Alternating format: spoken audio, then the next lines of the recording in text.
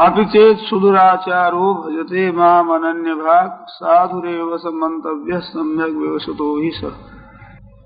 श्रीमद् भगवद गीता में 9वां अध्याय, उस 9वें अध्याय को राज विद्या राजगुह्य योग नाम दिया गया है। मानो विद्याओं की राजा है और गोपनीयों की भी राजा है, ऐसी मैं विद्या कहता हूं। तो राज विद्या कहकर भगवान ने चौथा और 5वें 2 श्लोक सुनाए, और राजगुह्य है मानो गोपनीय में सबसे जो श्रेष्ठ है वो विद्या भगवान ने अब इस अंतिम प्रकरण में वर्णन की है। भगवान ने कहा भी अनन्यास्तिंतो माम ये जना पर्युपासते, जो अनन्य होकर मेरी उपासना करते हैं उनको अप्राप्ति की प्राप्ति करा देना और प्राप्त वस्तुओं का संरक्षण करना, ये खास मेरा काम हो जाता है। ऐसे कहकर कहा कि और देवताओं के भक्त हैं वे भी वास्तव में तो मेरा ही पूजन करते हैं, क्योंकि परमात्मा सब में परिपूर्ण है। कहीं भी कुछ भी वो पूजन करता है तो भगवान का ही होता है। जैसे लिखा है कि आकाशात पतितम तोयम यथा गच्छति सागरम, आकाश से गिरा हुआ जल जैसे समुद्र को प्राप्त होता है, ऐसे सर्वदेव नमस्कार केशवम प्रति गच्छति, किसी को नमस्कार कर दो भगवान को ही प्राप्त होता है। तो ये पेन्य देवता भक्ता श्रद्धयान जंदे श्रद्धयान्यथा ते भी मामे वो कौन थे, वो मेरा ही पूजन करते हैं। कारण उसका क्या है कि अहं ये सर्व यज्ञानाम भोक्ता च प्रभुरेव च। संपूर्ण जितने यज्ञ है, यज्ञ कहने का मतलब दान है, तप है, तीर्थ है, व्रत है, वेदाध्ययन आदि आदि जितने शास्त्रविद कर्म हैं, उन कर्मों का वास्तव में वर्णन भगवान ने किया है, आज्ञा भगवान ने दी है, तो उनके सबके अधिपति भी भगवान है और सबके भोक्ता भी भगवान है। तो सब कुछ भगवान ही सबकी चीज वो ग्रहण करते हैं, पर न तो माम अभिजानन्ति तत्वेन, जो तत्व से मेरे को नहीं जानते, अतः पतन उसका पतन होता है, च्यवन्ति थे। तो आप कहीं भी आदर सत्कार करते हैं, पूजन करते हैं, तो वहां भगवान को ही प्राप्त होता है, परंतु आप दूसरी बात मान लेते हैं एक बीच में, तो वो एक आड़ लग जाती है। अगर दूसरी कल्पना न करें तो बिल्कुल संपूर्ण व्यवहार के भोक्ता भगवान है, और भूल जाने से ही हमारा व्यवहार गलत होता है। अगर इस तत्व को हम जाने तो किसी के साथ भी बुरा बर्ताव हम नहीं करेंगे, क्योंकि हम प्रभु के साथ ही कर रहे हैं। हरि व्यापक सर्वत्र, सब जगह भगवान व्यापक है, और उसमें भी भगवान ने कहा कि ईश्वर सर्वभूतानां हृदय से हृदय में भगवान रहते हैं, सर्वस्य चाहम हृदय सन्निविष्ट। तो हृदय में जो भगवान है उसी का ही तो पूजन हम कर रहे हैं। हरम हम बर्ताव करते हैं तो वो भीतर में विराजमान है, उसी के ही साथ बर्ताव कर रहे हैं। किसी का आदर सत्कार करते हैं तो दिखने में तो शरीर का दिखता है, परंतु वास्तव में वो शरीर का आदर सत्कार नहीं कर रहे हैं, इसके भीतर में जो चेतन है उसका आदर सत्कार कर रहे हैं। और वो चेतन है वह अंतर्यामी परमात्मा भी विराजमान है, और जीव को भी माना जाए तो ममैवांशो जीवलोके जीवभूत सनातन, वो केवल साक्षात परमात्मा का ही अंश है। तो परमात्मा का ही हम पूजन कर रहे हैं, हृदय में वो विराजमान है। और अगर किसी को दुख देते हैं तो वो भी भगवान को ही कष्ट दे रहे हैं। भगवान ने तो यहां तक कह दिया है कि अपने आपके शरीर को भी शास्त्र निषिद्ध रीति से दुख देता है, तो उसके लिए भगवान कहते हैं कि वे कर्षयंत शरीरस्थम भूतग्राम चेतसा मान चैवांत शरीरस्थम, मेरे को दुख दे रहे जो अंत शरीर में मैं स्थित हूं। तान विद्या आसुर निश्चयान, उसको आसुर निश्चय वाले समझो, असुर मेरे साथ विरोध करते हैं। ऐसे ही शास्त्र रीति के बिना जो अपने शरीर को दुख देता है, इंद्रियों को दुख देता है, वो भी मेरे को कष्ट देता है, असुर ही है। शास्त्र रीति से तप करते हैं, व्रत करते हैं, तो उसका दोष नहीं, वो तो शास्त्र की आज्ञा है। ऐसे किसी को भी हम कष्ट देते हैं तो हम साक्षात भगवान को कष्ट देते हैं। और किसी का ही आदर सत्कार करते हैं तो भगवान का ही करते हैं, क्योंकि सब में भगवान है। ये बात एकदम पक्की निश्चित सच्ची बात है। भगवान स्वयं कहते हैं और भगवान के तत्व को जानने वाले महापुरुषों को इसका अनुभव है कि सब में भगवान विराजमान है। ऐसे वो प्रभु है, उसकी प्राप्ति सुगमता से कैसे हो? तो भगवान ने वो राज विद्या राजगुह्यम पवित्र विदमोत्तमम प्रत्यक्षावगम धर्म्यम सुसुखम कर्तुम अव्ययम, इसमें 8 विशेषण दिए। उसमें सुसुखम कर्तुम का, बड़ी सुख से इसकी प्राप्ति हो जाती है। तो सब जगह परमात्मा है, तो वहां पत्रम पुष्पम फलम तोयम यो मे भक्त्या प्रयच्छति तदहम भक्त्युपहृतम अश्नामि प्रयतात्मन। जो पत्र पुष्प फल जल जो कुछ मेरे को देता है तो मैं उसको स्वयं ले लेता हूं, भोग लगा लेता हूं। तो हम और भी किसी के साथ बर्ताव करते हैं, सेवा करते हैं, तो वहां भगवान स्वयं वो सेवा स्वीकार करते हैं, ग्रहण करते हैं। तो हम जानते नहीं, अहं ही सर्वज्ञानाम भोक्ता च प्रभुरेव च, सबका प्रभु मैं हूं और भोक्ता मैं हूं। न तो माम अभिजानन्ति तत्वेन अतश्च्यवन्ति ते, तत्व से मेरे को नहीं जानते, इस वास्ते उनका पतन होता है। तो हर एक क्रिया हम भगवान के साथ करें तो भगवान हमारे प्रसन्न होंगे। वो क्रिया कैसी ही हो, मां निषिद्ध तो होगी नहीं। साधारण क्रिया से भी भगवान राजी होंगे। कैसे? जैसे एक बालक है, वो मां की गोदी में खेलता है तो मां राजी होती है। वो दौड़कर दूर चला जा करके हंसता है तो मां राजी होती है। वहां से दौड़ करके गोद चढ़ जाता है तो मां राजी होती है। वो खेल करता है तो राजी होती है।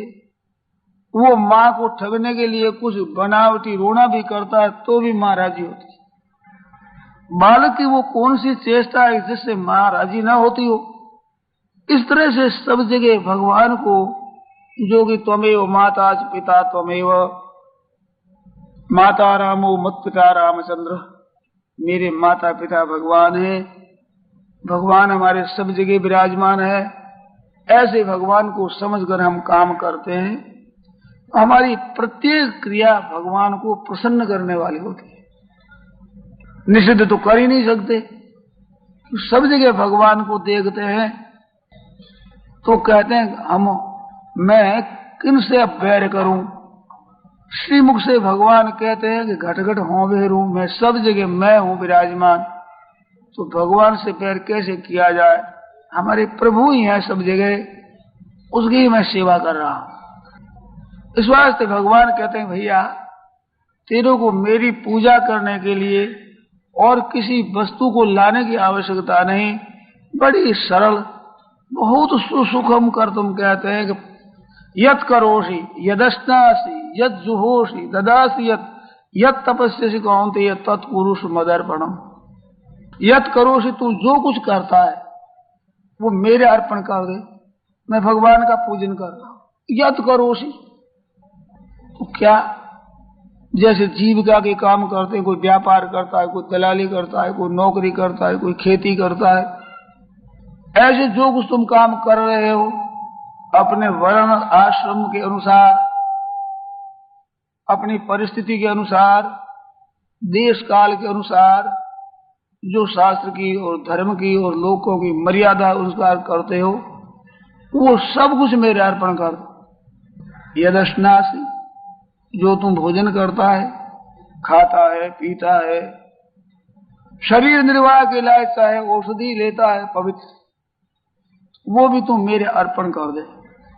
यह जुहोष ददासी यत तपस्यसि, तो यज्ञ दान और तप, ये जो शास्त्रीय क्रियाएं हैं वो भी मेरे अर्पण कर दे। यज्ञ दान तप तो 7 कह दिए, इसके सिवाय वेदाध्ययन है और जितने जो शास्त्र की आज्ञा के अनुसार व्रत उपवास आदि के तीर्थ व्रत आदि के जितने हैं, तत्पुरुष मदर्पण तुम मेरे अर्पण कर दे। केवल भगवान की सेवा ही मैं कर रहा हूं। तो क्या होगा? शुभाशो फले रेव मोक्ष से कर्म बंधन ही, कर्मों के जो बंधन है शुभ और अशुभ, उन संपूर्ण बंधनों से तुम मुक्त हो जाएगा और ऐसे मुक्त होकर तुम मेरे को प्राप्त हो जाएगा। ये संन्यास योग हुआ, त्याग करने का योग हो गया। ध्यान दें कि कितनी सरल बात बता दी कि जो कुछ तुम करते हो मेरे अर्पण करो, तो सब कुछ भगवान की अर्पण कर रहे हैं। देखो, अर्पण तो भगवान की होता है, हम नहीं जानते हैं, नहीं करते हैं, इस बात से उस लाभ से हम वंचित रहते। प्रभु से अलग हम हो नहीं सकते, प्रभु हमारे से अलग हो नहीं सकते। जैसे हमारी सामर्थ्य नहीं है प्रभु से अलग होने की, तो ध्यान दें प्रभु में भी ये शक्ति नहीं है कि हमारे से अलग हो जाए। तो सब जगह परिपूर्ण अलग हो कैसे जाए? हो सकते नहीं भगवान हमारे से अलग, हम उनसे अलग हो नहीं सकते, किंतु हम उसको भूल जाते हैं, हम उस तरफ देखते नहीं, न देखने से वो दिखते नहीं है। 13वें अध्याय में कहा सूक्ष्मत्वा तद अविज्ञेय, वो सूक्ष्म होने से अविज्ञेय है, सूक्ष्म होने से वो जानने में नहीं आता। और उपनिषदों में आता है दृश्यते त्वग्र्या बुद्धिया सूक्ष्म या सूक्ष्मदर्शी भी, सूक्ष्मदर्शी पुरुष सूक्ष्म एकाग्र बुद्धि से उसको देखते हैं। तो वो कैसे देखते हैं? जैसे एक जगह मानो लिखा है कि श्रीमद् भगवत गीता ऐसा लिखा हुआ है, तो वो सबको दिखता है। श्रीमद् भगवत गीता ऐसे वे लाल लाल अक्षर हैं तो सबको दिखते हैं, परंतु जिनको अक्षरों का ज्ञान नहीं है उनको श्रीमद् भगवत गीता नहीं दिखता है, दिखते हुए भी नहीं दिखता। वो अगर चित्रकार हो तो ठीक वैसा लिख देगा, परंतु क्या है इसका पता नहीं। जितना अक्षरों का ज्ञान है उतना वो कह देगा, दूसरे को ज्ञान है तो श्रीमद् भगवत गीता ऐसा कह देगा, अक्षर बता देगा, परंतु इसका अर्थ क्या होता है इसका अगर ज्ञान नहीं है तो वो नहीं देख सकेगा। और जिसको ज्ञान है अक्षरों का, और ये तो भगवत गीता का नाम लिखा हुआ है, इतना ज्ञान है वो उसको जानता है, परंतु व्याकरण का ज्ञान नहीं है।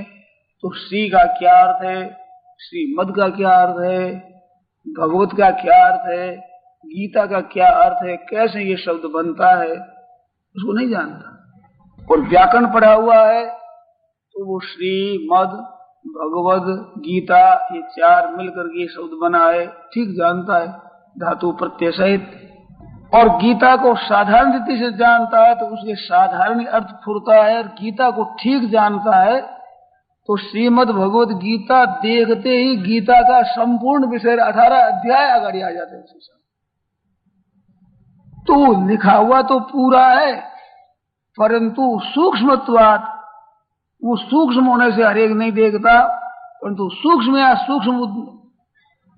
सूक्ष्म वृत्ति जिनकी है, सूक्ष्म दर्शी है, तो वे उस सूक्ष्म को देखते हैं।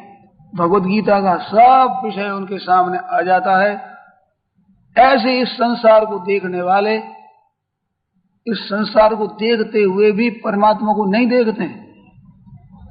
अब जितना जितना ज्ञान होगा वो संसार को उतने उतने रूप से देखेगा कि हमारे प्रभु ही इन रूपों में है, परंतु जितना जितना ज्ञान होगा उतना उतना वो देखेंगे, गहरे उतर करके देखेंगे।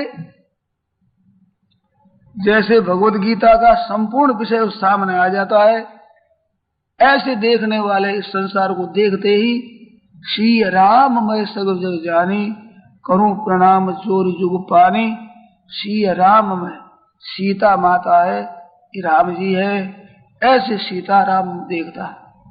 और करो प्रणाम जोरी जुग पानी, सब संसार में देखा कि सीताराम सीताराम सीताराम सीताराम ही है ही सीताराम, ऐसे उसको दिखता है। इस वास्ते भगवत गीता ने कहा वासुदेव सर्वमिति स्वमहात्मा सुदुर्लभ, ऐसा महात्मा दुर्लभ है जिनको सब कुछ परमात्मा ही दिखती है। परमात्मा साक्षात दिखते, संदेह नहीं होता उसे कभी भी। कैसे देखते हैं? जैसे एक 10 रुपयों का नोट है, 10 रुपयों का नोट है, उसको देखते हैं सभी।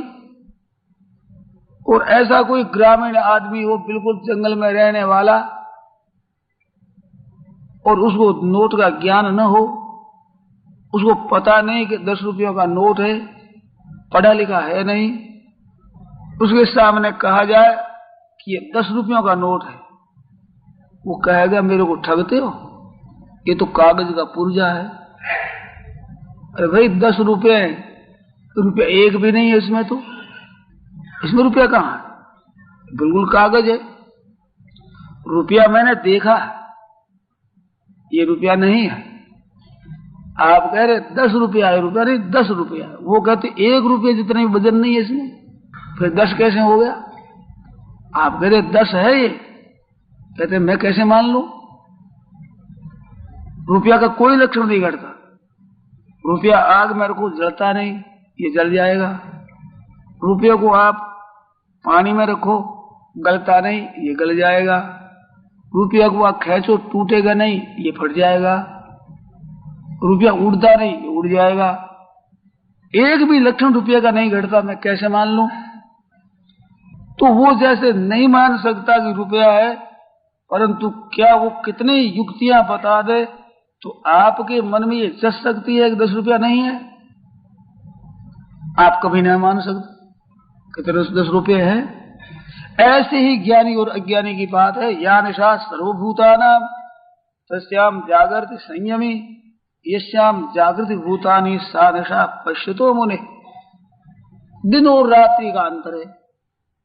उसकी दृष्टि में परमात्मा है, और जो नीची दृष्टि है वो कहते हैं परमात्मा है ही नहीं, संसार ही है, परमात्मा है ही नहीं। झूठी बात।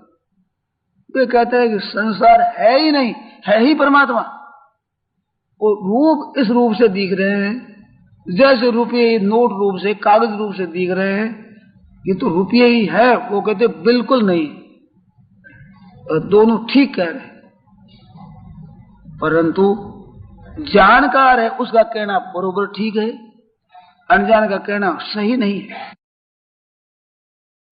उसी पुर्जे को लेकर जाओ, 10 रुपयों की वस्तु बाजार से मिल जाएगी, पुर्जे में नहीं मिलेगी। उसको कहा जाए इस पुर्जे के आप कितने पैसे देते हैं? वो कहते 1-2 पैसा भी नहीं दे सकता। क्या काम का?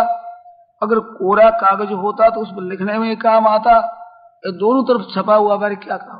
कोई काम की चीज नहीं। तो आप कहते हैं रुपये 10 हैं। इसी तरह से ही परमात्मा तत्व को जानने वालों की दृष्टि में ये संसार नोट है।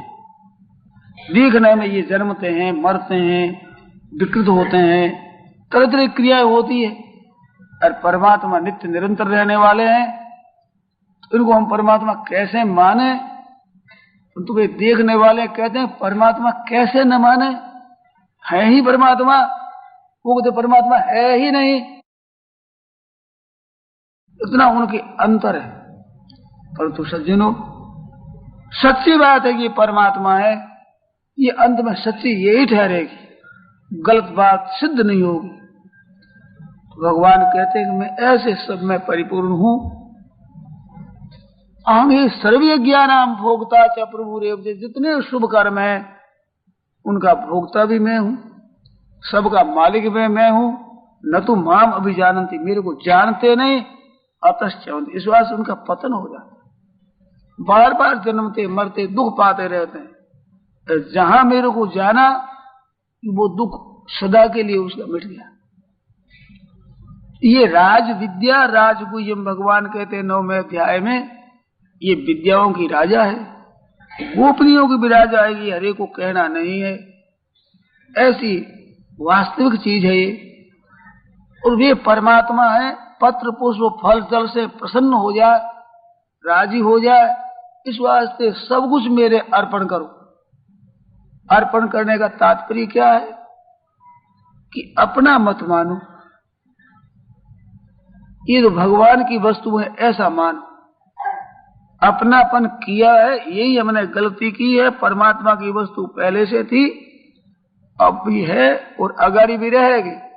हमने बीच में आकर के छापा मारा है और कह दे हमारी है। आप जितने भाई बहन विराजमान हैं अपने अपने घरों के, आप मालिक बने हुए हैं, परंतु आपसे पूछा जाए आज से 100 वर्ष पहले, 200 वर्ष पहले इस घर का मालिक कौन था और 100 वर्ष के बाद मालिक कौन होगा, तो मैं पहले मालिक था, पीछे रहूंगा, ऐसा नहीं कह सकते। आपको यही मालूम होगा कि मैं तो बीच में आया हूं। ये बंबई शहर ऐसे ही पहले बसता था और हमारे बिना भी ऐसे ही रहेगा। हम तो बीच में एक आ करके और अपनी डुगडुगी बजाते हैं। ये कर क्या लेते हैं हम कुछ कर नहीं सकते, हमारा कुछ न है नहीं, परंतु अभिमान कर लेते हैं हमारा। ऐसी एक कहानी आती है, हमने पुस्तकों में पढ़ी है। एक गुरुजी थे, एक शिष्य थे, चले जा रहे थे। सुबह इस सरोवर में सो स्नान आदि करके और गांव में पहुंचे। वह भिक्षा मिल गई, पा लिया। भिक्षा के बाद जाने लगे बाहर, तो घाम हो गया। उस शहर के बाहर एक बगीचा था, उस बगीचे में चले गए। किसी ने मना किया नहीं, दोपहर के समय दरबान था नहीं। वो राजा की कोठी थी, भीतर में बहुत बड़े मकान है, वो कोठी बनी हुई है, उसमें चले गए। वो जाते हुए बात करते थे तो गुरुजी ने कहा कि बेटा सब जगह भगवान है और अपने भी उस भगवान में ही है। हम कुछ और बन जाते हैं तो और प्रतीत होते हैं, अगर हम कुछ बने नहीं तो उस प्रभु में ही हम स्थित है। इस वास्ते कुछ बनना नहीं। ऐसी बातें कह रहे थे। चले गए। एक कमरा में गुरुजी, एक कमरा में चेला जी अपना भजन स्मरण करने लगे। शाम को 4 बज गए। राजा की सवारी आई, सब लोग भीतर गए। अचानक भीतर में गए तो सिपाही गए पहले, तो शिष्य था, उनको पूछा तू कौन है? अरे मैं तो साधु। एक थप्पड़ लगाई, निकल यहां से। साधु का काम है जो इस आकर कोठी में बैठ जाना? निकाल दिया, निकल गए। बड़ी शांति से चले गए। भीतर गए, वो आबाजी बैठे हैं। अरे कौन है? कुछ नहीं बोले। उठो, उठ गए। चले जाओ, चले गए। दोनों अगाड़ी जाकर मिले। चेला ने कहा हमारी तो मार पड़ी। तो भैया तू कुछ बन गया होगा। बिना बने मार पड़ती नहीं, मार बनने से ही पड़ती। ना मैं कुछ नहीं बना, कुछ नहीं बना तो मार नहीं पड़ सकती। क्या हुआ? अगर तू कौन है? मैंने कहा साधु हूं। ये साधु बन गया ना? साधु बन गया तब मार पड़ी। हमारे जगह कौन है? मैं बोला ही नहीं। उड़ जाओ, उठ गए, चले जाओ, आ गए, हमारी मार नहीं पड़ी। तो ये मनुष्य बनता है, ये जीव बनता है। अगर बने नहीं तो बिना बने परमात्मा का स्वरूप है बिल्कुल।